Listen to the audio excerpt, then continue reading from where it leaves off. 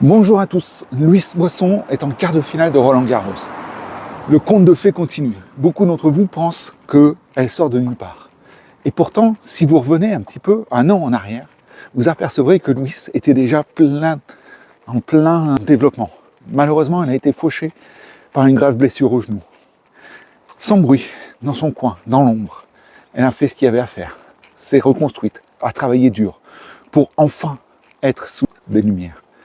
Alors oui, pour beaucoup d'entre nous, cela peut sembler venir de nulle part et d'être un conte de fées. Mais derrière ce conte de fées, il y a beaucoup plus. Il y a derrière une résistance mentale, une capacité à se remobiliser, à ne pas se laisser abattre par ce qui a pu arriver et repartir de plus belle. Et c'est là-dessus que j'ai envie de venir aujourd'hui avec vous, sur cette capacité à vivre l'instant et se projeter vers l'avant. Dans le tennis, comme dans beaucoup d'autres sports, le mental joue une part importante. On passe beaucoup plus de temps à être en tête-à-tête avec notre cerveau qu'à jouer des points.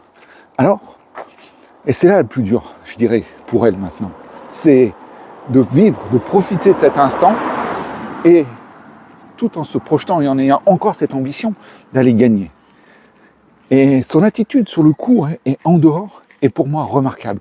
On a en face de nous une personne qui est très mature, qui sait déjà que tout peut s'arrêter du jour au lendemain, d'un match après l'autre. Et elle sait profiter de chaque instant et de continuer à avancer.